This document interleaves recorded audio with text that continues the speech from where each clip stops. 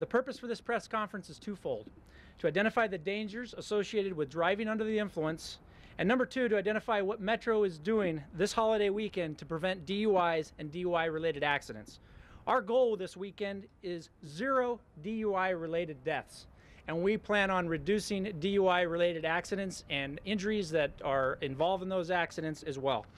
I'd like to take the pleasure to introduce members from the Goshen Community Development Coalition.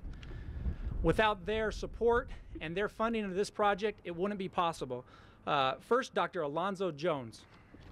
The initiative to fund law enforcement agencies throughout Southern Nevada was conceived by Ms. Belinda Thompson, the director of the Goshen Community Development Coalition. We believe that law enforcement agencies should work in a relationship with the community to bring resolve to the issues of DUI, drunk driving. We believe that ultimately this will elicit healthy behaviors and save lives.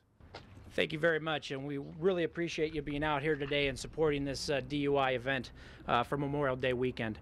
Next, I'd like to introduce from Stop DUI, Sandy Heverly, who is the Executive Director and Victim Advocate for Stop DUI.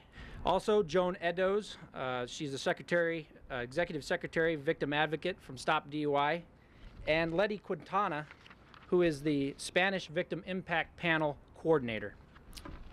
Thank you, Lieutenant, and I am so delighted to see all of our friends in the media here this morning because this is a huge event for us.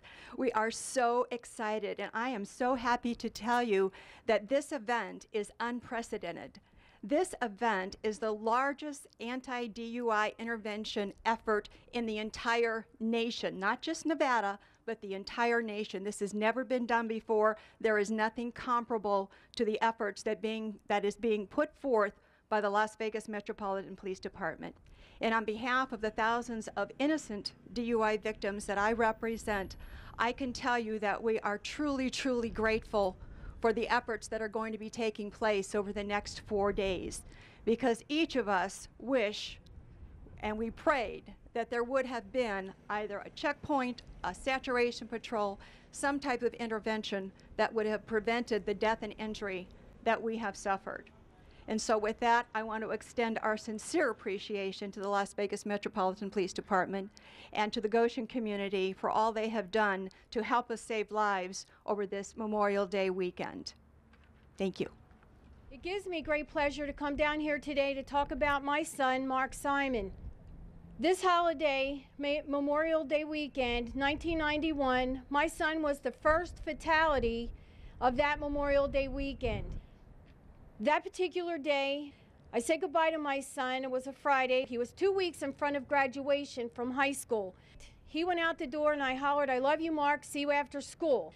Well, long story short, I never heard his voice again. One of the neighborhood kids came to the door and said, "Mark's been seriously hurt. You got to come quick." Got down to the crash site. I saw the police, the flashing lights all over, the ambulances, the paramedics. They said they've already taken him to UMC. By the time I got down to UMC, I didn't get to see my son.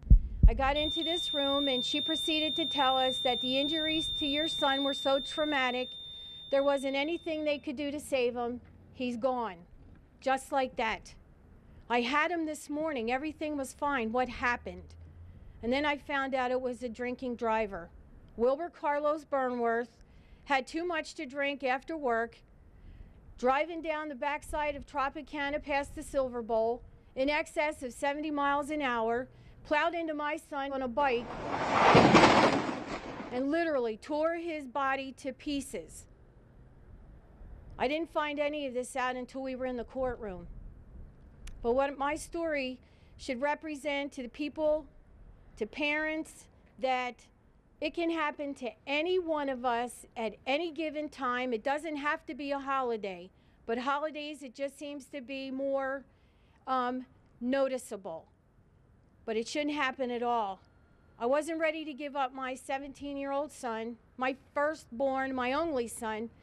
I wasn't ready to give him up. But one person I didn't even know crashed into my life and killed my kid. I don't want this to happen to any other mother, any other father, any other sister or brother, aunt or uncle, grandmom or grandpop. I don't want it to happen to anybody else.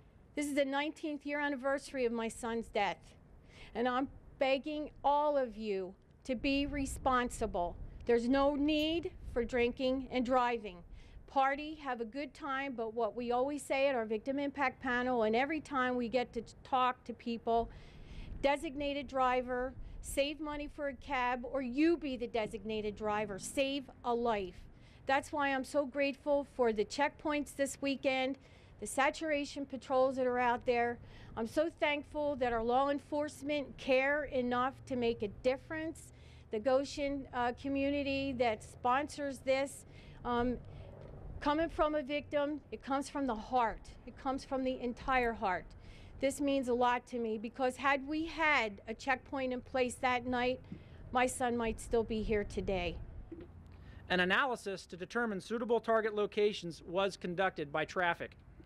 A report was generated, and it was determined based on the frequencies of arrest and the number of DUI-related accidents that locations within the Southeast Area Command, Bolden Area Command, South Central Area Command, and the Convention Center Area Command would be the focus of this Memorial Weekend DUI event. The locations, May 28th, beginning at 1900 hours or 7 o'clock to 0300 hours. The location will be Flamingo and Hospitality. Saturday, May 29th, same time. The location will be Boulder Highway at Desert Inn. Sunday, May 30th, 1900 hours to 0300 hours. The location will be Decatur and Charleston. And on Monday, the holiday, May 31st, Memorial Day, we will also be conducting an unprecedented 2 DUI checkpoints at that time. The first will be at Desert Inn and Boulder Highway, and the second will be at Boulder and Flamingo. This event will begin on May 28th and end on May 31st. Each day, a DUI checkpoint will be established in the designated area command utilizing traffic, patrol personnel, civilian personnel, which would include phlebotomists that will be able to do blood draws right there at the scene. We'll be having cadets and PSRs there to handle paperwork. We'll have DREs, drug recognition experts, on hand to conduct field sobriety testing that goes beyond the normal field sobriety testing. In addition, we'll have Hispanic interpreters available to interpret to the Hispanic community or individuals that do not speak English to be there on hand. We'll be utilizing 3 DUI vans, 2 of which are behind me. They will be stationed at the DUI checkpoint and will assist with processing individuals suspected of DUI.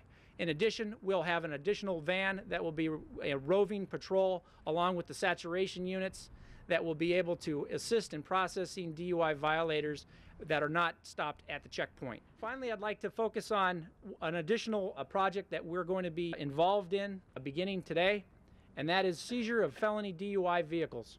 Currently, the seizure asset forfeiture laws allow law enforcement agencies to seize vehicles that have been used in the commission of felony crimes. Felony DUI is just that. It's a felony crime. What we will do is any individual that has been arrested and convicted of 2 DUIs within 7 years and they're stopped, their vehicle meets the requirements for seizure, we will not only impound that vehicle, but we will begin the seizure process on that vehicle and remove that vehicle, that weapon, from the roadway. I'd like to end by saying that DUI is a crime, it's not an accident. And to please be safe, buckle up, drive responsibly, and have a good holiday weekend. Thank you.